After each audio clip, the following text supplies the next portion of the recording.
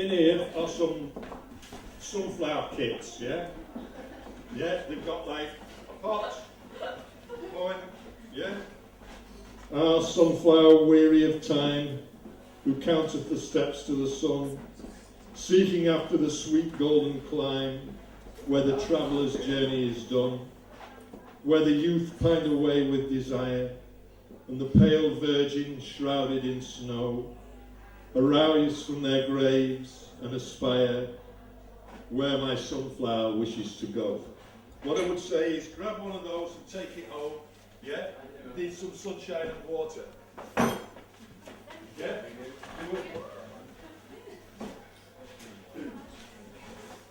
Do you know the sick rose? O rose thou art sick, the invisible worm that flies in the night in the howling storm, has found out thy bed of crimson joy, and his dark, secret love doth thy life destroy. Well, you can't see invisible worms, it's a stone cold fact, but they do exist. These roses do as well, yeah? Right? And they kind of, I've been collecting them for ages.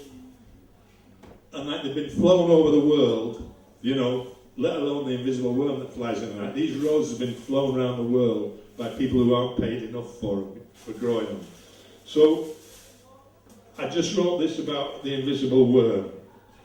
Hearts beat, a body aches, a mind registers the feelings that wander the senses like gypsies or dreams, while we wait for it to begin, or we wait for it to end, and all of these things, and none of these things will happen. And this is a tiny prayer. When burned out white bones turn heavy, cold and brittle, as each fast approaching, fast retreating, second falls like a footstep, and meanwhile earth winds through love's everlasting blueprint of days, like dog roses winding through a hedgerow in the wind, and across our city streets, chalked and broken flags and brick-red faces of municipal pride, memories murmur their message. Help us all forever, keep intact anything we wish. And this, Geraldine, who teaches creative writing at the university with us, couldn't be here, but she says this is her poem, sort of based on Blake. It's called Nail the Sun to a Mast of Fog. Unpick time from the teeth of the Nile. Pomegranates sink pink teeth into women's flesh. Pomegranates drop seeds to earth split open. Nail continents to an oak floor. Row ancient Egypt across a Sahara of nerves. Pomegranates spill juice down philosophers' chins. Roll themselves over the eyes of amazed oceans. Pin sea-green birds in gold cages, wings pinned, songs pinned, dust in their throats. Pomegranates hammer wind to mist, feed women to fish, feed madmen to wolves. Pomegranates goading the crazy, robbing the loins of their seed. Spinning, spindled, wheedled, pomegranates passing a hand over clouds, stitching sand into silk, milking the moon. Thanks. Do you want to read some stuff? Go on.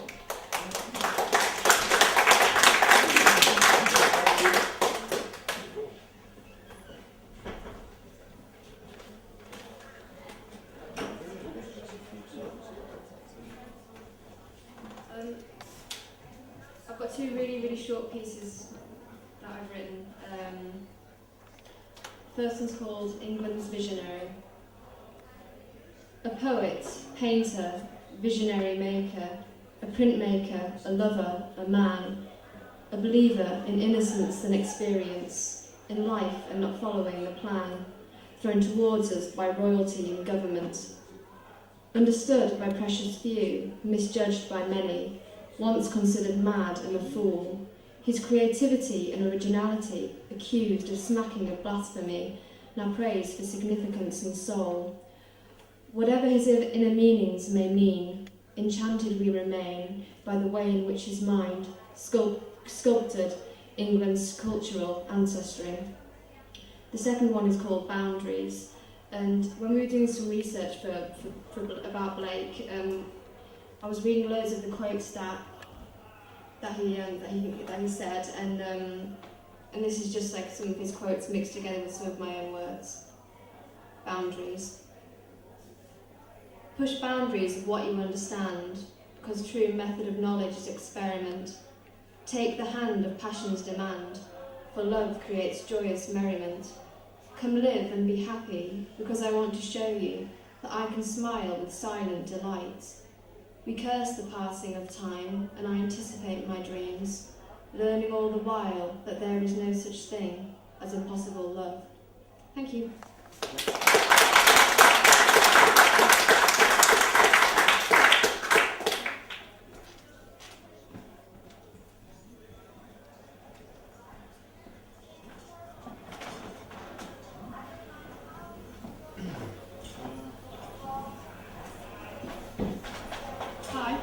Blake was one of my very, very first inspirations when I started writing poetry.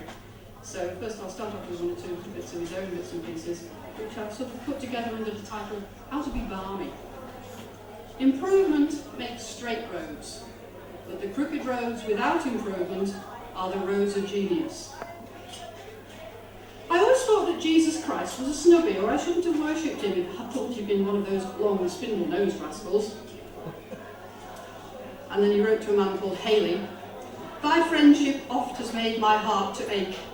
Do be my enemy for friendship's sake.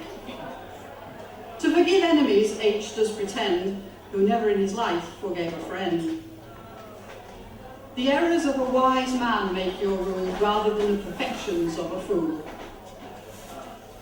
And Blake had a habit of talking to the prophets. He wrote a memorable fancy. The prophets Isaiah and Ezekiel dined with me, and I asked them how they dared so roundly to assert that God spake to them, and whether they did not think at the time that they would be misunderstood and so be the cause of imposition. Isaiah answered, I saw no God nor heard any in a finite organical perception, but my senses discovered the infinite in everything. And as I was then persuaded and remain confirmed that the voice of honest indignation is the voice of God, I cared not for consequence, but wrote. Then I asked, does a firm persuasion that a thing is so make it so? He replied, all poets believe that it does, and in ages of imagination, this firm persuasion removed mountains. So happy 250th birthday, Mr. Blake. They said it was mad to converse with speechless creatures, to discuss the condition of Albion and burning tigers. Singing innocent songs led to excesses beyond their experience. And when, despite your hostility to organised religion, you entertained prophets to tea, they were naturally bemused. And as to printing your own poetry with paintings as well, who would have thought multimedia had been conceived so early?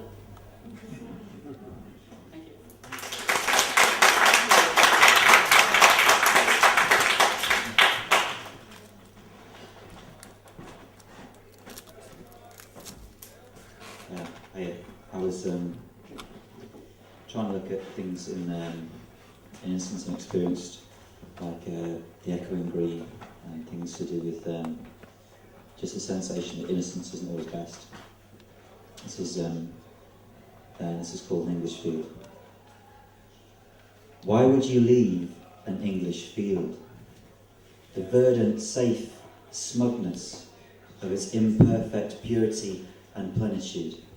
The impossibility of death within its chameleon chemistry. Distant skylarks, audible and invisible, or the platonic industrial drum of bees, or the autumnal hymn of the ground, with its soil the temperature of temperate stone, and just as done. To witness frost's snog and the kiss of summer, why would you leave an English field? Children nudge each other into the woods, into the skyscraping weeds where they're stalked by metaphors. flickering adrenaline in the bleak thorns. In the foreground, thrilled, blackberrying boys jam pubescent fruit pulps into saucepans. Behind them, a beast beckons from the dusk, sniffing out the ripening loss of forever.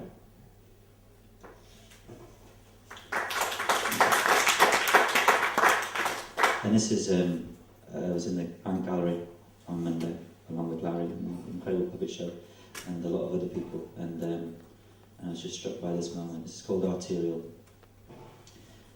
This is the edge of time, watching. The cars below blur and bumble to a halt on their arterial circumference. The wine sleepwalks through your arteries. It mugs your anxieties, leaving them coagulated in these empty gallery rooms. They lie still. You think no thoughts. Now everything is at a red light, all things in neutral in the night. When the stasis grinds into gear, and when the will to wills, all the pollutants ooze into rhythm. Everything is unstalled. The arterial routes clear, and once again, things are closer to their end.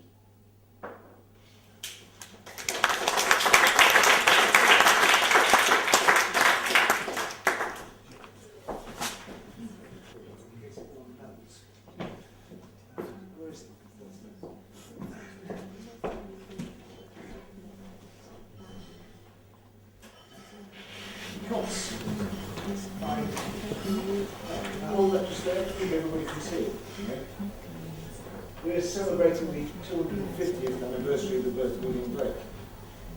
And by courtesy of Tim Appleby, this is a genuine, original William Blake. Isn't that just fantastic? This is the real thing, ladies and gentlemen. Bill is with us tonight. This didn't happen by accident, did it? It's too good for that. There's something going on. I've been asked to read it, and I will attempt to do so. But it's not going to be easy because the print is quite tiny. It's called Ode on the Death of a Favourite Cat, Drowned in a Tub of Goldfishes.